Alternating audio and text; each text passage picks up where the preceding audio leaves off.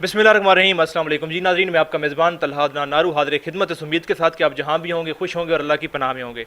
नाज़रीन, मेरे साथ मौजूद हैं डॉक्टर फ़ारूक साहब, जो किसी भी तारफ़ के मुताज नहीं। आज स्पेशली हम इनके पास आए हैं, इनसे जानने आए हैं कि जिन्नात और काला जादू के बारे में, कि क्या काला जादू क्या वाकई में इसका असर होता है, क्या वाकई जो जिन्नात हैं वो इंसान के जिस्म पर हावी हो सकते हैं या इंसान के जिस्म पर काबिज़ हो सकते हैं। ये सब हम जानेंगे डॉक्टर फ़ारूक साहब से। अस्सलाम वालेकुम जी वासलाम। जनाब। सर, सबसे पहले तो बहुत बहुत शुक्रिया वक्त देने के लिए। अच्छा, ये बताएं, क्या वाकई जिन्नात इंसान पर काबिज़ हो सकते हैं? देखें, अल्लाह ने इबलीस को एक अख्तियार दिया था। ये उस इख्तियार की वजह से आज हम लोगों पे जिन्नात हावी होते हैं, हमारे जिस्म में दाखिल होते हैं।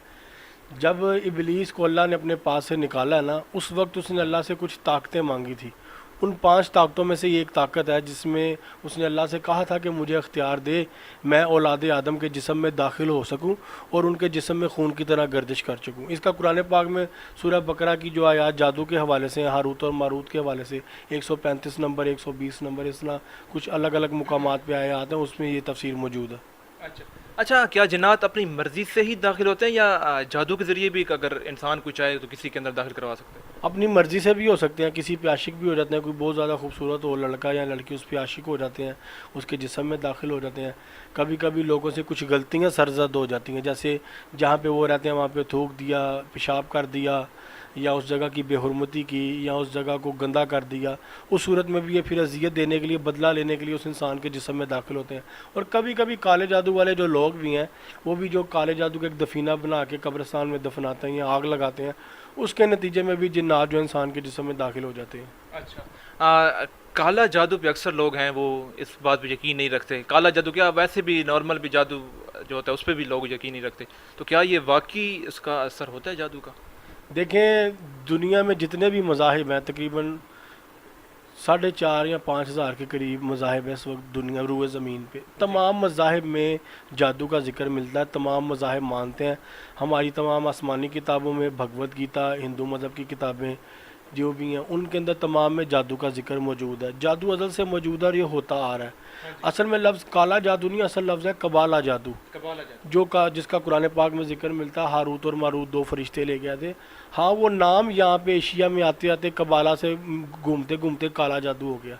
असल में दुनिया में जादू सिर्फ अभी तक ये एक ही चल रहा है। हाँ, जो जो जिस मज़ाहिब के लोग हैं, अपने अपने मज़ाहिब के मुताबिक अपनी अपनी किताबों की बेहुरमती करते हैं। अपने अपने मज़ाहिब के जो उनकी जो बड़ी शख्सियात हैं, जो मोतबर हैं, उनकी बेहुरमतियाँ, उनकी तस्खीर के जो अमलियात हैं, वो अमलियात सर अंजाम देते हैं ताकतें हासिल करने के लिए। और जो लोग तो जो नहीं मानते ना, वो जानबूझ के नहीं मानते। फिर उनको जब कोई चीज़ बताई जाए, भाई ये करके देखो, तो फिर उनको समझ लग जाती है, हाँ भाई कोई पैरानॉर्मल वर्ल्ड भी है, कोई मावराई मखलूक भी है जो हमारी आंखों से ओझल है।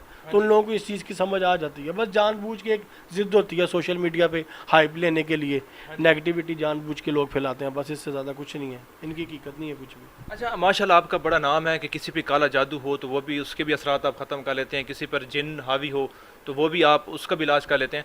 तो ज़्यादातर लोग किस तरह के मसाइल लेकर आते हैं, मतलब किस तरह का जादू ज़्यादातर लोगों में के ऊपर किया जाता है? ज़्यादातर लोगों के ऊपर बीमारी या रिज़्क़ की बंदिश का होता है।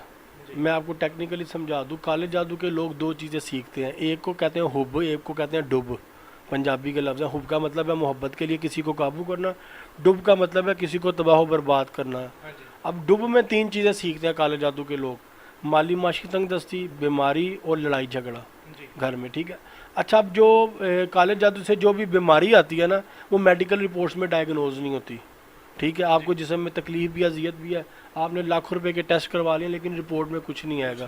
वो जादू की वजह से बीमारी है। शैतान जिन्न आपके जिस्म के अंदर मौजूद है, वो आपके जिस्म के उस हिस्से को ब्लॉक कर देता है। आप जब डॉक्टर के पास जाते हो तो डॉक्टर को उसके अंदर कोई केमिकल रिएक्शन, कोई बैक्टीरिया, कोई वायरस नज़र नहीं आता। डॉक्टर कहता है आप ठीक है।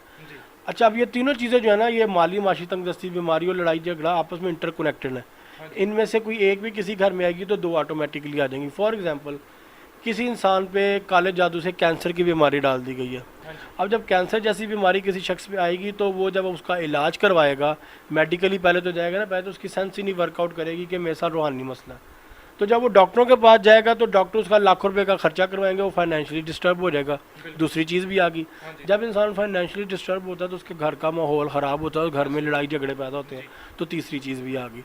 تو کالے جادو والے لوگ یہ زیادہ چیزیں کرتے ہیں اور یہی زیادہ کیسز ہمارے پاس آتے ہیں. اچھا تو کیا انسان خود کسی پہ اگر جادو ہوا ہے تو وہ خود اپنا پتہ کروا سکتا ہے کہ مجھ پر جادو ہوا ہے یا ویسے کسی اور وجہ سے مطلب واقعی بیماری ہے یا یہ جادو ہے؟ تقریباً 35 سے 40 سمٹمز ہیں, علامات ہیں, جو میں پہلے بھی بیشتر انٹرویوز میں بتا چکا ہوں کہ اگر یہ علامات آپ کے جسم میں آپ کے ساتھ موجود ہیں, آپ کے ساتھ یہ بار بار ہو رہی ہیں, تو سمجھ جائیں کالا جادو ہے.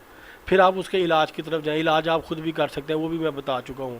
لیکن کچھ لوگ ہوتے ہیں وہ چاہتے ہیں کہ نہیں جی ہم پیسے دیں اور ہمارا گھر بیٹھے بیٹھے آنکھیں بند کر کے آنکھیں کھولے تو علاج ہو جائے. کچھ لوگ ایسے بھی ہوتے ہیں نفسیاتی طور پہ, پھر ان لوگوں کو ہم ڈیل کرتے ہیں. اچھا ڈاکٹر صاحب کتنے اقسام کے جن ہوتے ہیں اور کیا جتنی بھی جنات ہیں اس دنیا میں, کیونکہ کہا جاتا ہے کہ اگر جن نظر آنے لگ جائے انسان کو تو پاؤں رکھنے کی بھی جگہ نہیں بچے گی, کیا ہر قسم کا جن انسان کے اندر داخل ہو سکتا ہے کہ کوئی خاص قسم ہے ان کی؟ ہمارے جسم میں کوئی جن بھی داخل ہو سکتا ہے. جنات اصل میں اولاد ہے ابلیس کی نسل سے. ابلیس آتشی ہے اور یہ اس کی نسل سے چلتے آ رہے ہیں.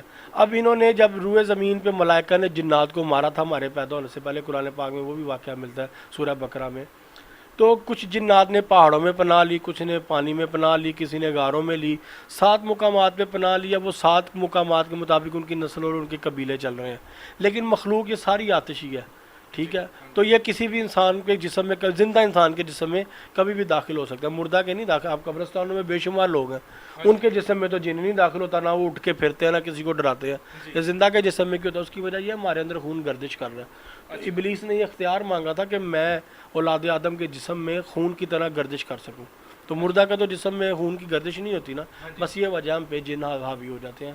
اچھا کہا جاتا ہے کہ جب انسان پیدا ہوتا ہے تو اس کے ساتھ بھی ایک جن پیدا ہوتا ہے, تو اور وہ یہ بھی کہتے ہیں کہ وہ مطلب کہ شیطان جن ہوتا ہے یا وہ انسان کو جو برے کاموں پہ لگا کے رکھتا ہے, تو کیا اس میں کوئی حقیقت ہے؟ جی بالکل, ہمارے ساتھ ایک جن پیدا ہوتا ہے. قرآن پاک میں اس کو قارین کے لفظ سے پکارا گیا. انگلش میں اس کو اسپرٹ کہتے ہیں, سول روح کو کہتے ہیں. اردو میں اس کو ہمزاد کہتے ہیں. ہندی میں اس کو بھوت یا پریت آتما کہتے ہیں, ٹھیک ہے. تو یہ اور ہمارے یہاں پہ زبان میں اس کو وہ بھی کہا جاتا ہے, آسیب بھی کہا جاتا ہے. اصل میں نے آپ سے عرض کی, جب اللہ نے ابلیس کو حکم دیا نا آدم کو سجدے کا, تو اس نے انکار کر دیا. اس انکار کے بعد ایک اللہ کے ساتھ اس کا مکالمہ, ایک بحث چلی. اس بحث میں اس نے اللہ سے طاقت مانگی تھی کہ جب بھی آدم کا بچہ پیدا ہو اس کے ساتھ میرا بھی ایک بچہ پیدا ہو. تو اللہ نے اس کو اختیار دیا. اصل میں اس نے 4000 سال کی 2 رکعت نماز عرش پہ ادا کی ہوئی ہے ابلیس نے. ابلیس نے اللہ سے اس نماز کا صلہ مانگا تھا. تو اللہ نے کہا تھا اس دنیا میں صلہ مانگ لے, آخرت میں صلہ نہیں دوں گا. تو اس دنیا میں پھر اس نے 5 اختیارات مانگے, تو اس میں سے ایک اختیار یہ بھی ہے کہ میرا ایک بچہ پیدا ہوگا اولاد آدم کے ساتھ. اور یہ وجہ کہ ہمارے ساتھ یہ جنات اٹیچ ہو جاتے ہیں اور ہم پہ حاوی ہو جاتے ہیں. اچھا ڈاکٹر صاحب آخر میں بتا دیں, آپ کا نمبر بھی اسکرین پہ چل رہا ہے, کیا کس طرح کا مرض میں مبتلا لوگ ہوں, مطلب اس روحانی انداز سے آپ کیا علاج کر لیتے ہیں؟ دیکھیں, روحانی علاج میں ہر بیماری کا کر سکتا ہوں جو جادو یا جنات کی وجہ سے ہو. وہ ہر بیماری کا ہو سکتا ہے, لیکن اگر میڈیکلی ہو تو میں اس کو ڈیل نہیں کرتا.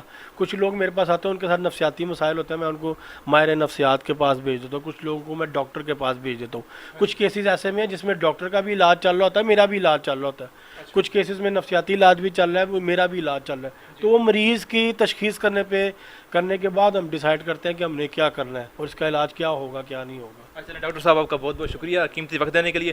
جی ناظرین آپ دیکھ سکتے ہیں ان کا نمبر بھی اسکرین پہ چل رہا ہے. اگر آپ بھی کسی بھی روحانی مرض میں مبتلا ہیں تو آپ ان کے نمبر پہ رابطہ کر کے ان کے پاس آ کر یا ان کو اپنے پاس بلا کر آپ اپنا جو بھی روحانی مسئلہ ہے وہ حل کروا سکتے ہیں. اسی کے ساتھ ہی اپنے میزبان محمد طلحہ کو دیجیے اجازت. اللہ نے کی